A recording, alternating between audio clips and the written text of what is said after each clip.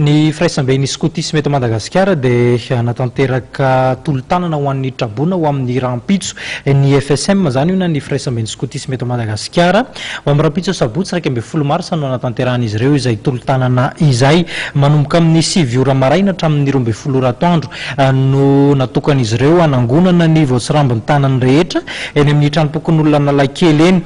no anangonana ireo rehetra ireo ary dia atolotra ny BNGRC izay voangona rehetra afahana manome tanana afahana ihany koa manao soroka miara-milanja ho an'ireo rehetra izay iaran'ny tsy fisina trano zany na ihany koa ny trabona ny marimarina kokoa any amin'ireo faritra maro manerina ny nosy mafy tokoa ny takaitra izay nateraky ny rivodoza enina ora ho any amin'ny tapany atsimon'ny nosy iny tsy azon'ny fiara ifamezivezena tokoa mantsy ny lalam-pirenena 10 sy ny lalam-pirenena 13 noho ny fisindrotsakorana matevina noho izany dia maro ny mponina mila fanampiana trabona any amin'ny tapany atsimon'ny nosy io tapaka nefa ny lalana tsy ahafahana mitondra ny fanampiana ho azy ireo.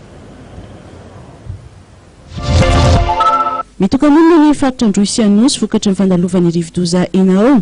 simba ny lalam-pirenena 10 sy 13 manansarotra ny fandefasana fanampinana ny district toa ny Betroka, Bekily, Tsiombe, Ambovombe araka ny tatitra nataon'ny senatera Mamtina Faberger. Tapaka tanteraka raha iny rentrez iny zao dia bloqué tanteraka mampitohy manomboka io Betroka mandrapatorany Ambovombe tapaka tanteraka ny lalana zao ary zay no fanaovana antso avy teo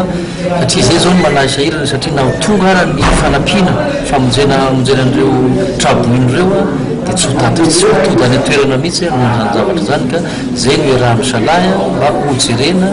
ny fomba azahoana manampy any haingana indrindra raha ny Ambovombe zany dia mety tsy maintsy hojerena zany zavatra zany hoe mifomba ahoana no atodiny ao satria irahantsika mahalala nefa na Fort Dauphin Amboasary koa dia efa plus ou moins tapaka ny lalana indrindra nasiany ranonorana iny Fort Dauphin fa hitantsika efa trano tsisy famovoizana napakavaka. Tsy mitsamitoby ny trabony any atsimon'ny nosy vokatry ny rivo mahery nentiny enao ary ny fiakaran'ny rano. Nanomboka omaly ariva nanomboka teo 1 atoandro teo tamin'ny faritra Tsimilo zany no tena niova tanteraka ny toetrandro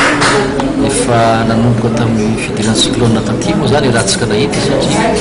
na ny fankalazana ny andro maro efa irahantsika nahita fa nanala salabe le izy niova tanteraka ny toetrandro nanomboka omaly ariva dia hitantsika angamba fa nanomboka teny Orombe ny cyclone no tandrozondrany eny Atsimo namakivaky ny tanàna Betroka dia niditra tamin'ny district ny Bekily dia somary nahazo Atsimo atsinarana izy rehefa avy eo dia araka ny filazan'ny mpamatratra ny toetrandro moa nivoaka tany Tsiombe tena marina tokoa ary tsy mbola nisy rivotra ohatr'izany efa be dia be ihany ny rivotozan'andalo fa tsy mbola nandalo toerana ohatran'ireny zany hatramin'izay ka amin'izao fotoana iresantsika zao dia efa be ny tsy manan-kelofana ny sekoly potiky ny biby fioky betsaka ny maty na ny voly izay efa liarahantsika nahita raha hoe mba ho famonjena tany Atsimo tamin'ny fahazahoan-dranorana taloha teo iny dia potika daholo indray mandeha koka zay no anaovana antso avy sahady mampanjakana sorana fa raha ny filohan'ny repoblika manokana dia efa nandray misy atrany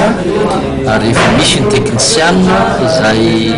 efa nalefa amin'izao fotoana zao mamakatra sy mijery fotony rehefa misy. Araka izany ao anatin'ny fahasairanany indray ny faritra Atsimon'ny nosy tao aorian'ny fandalovany rivodoza.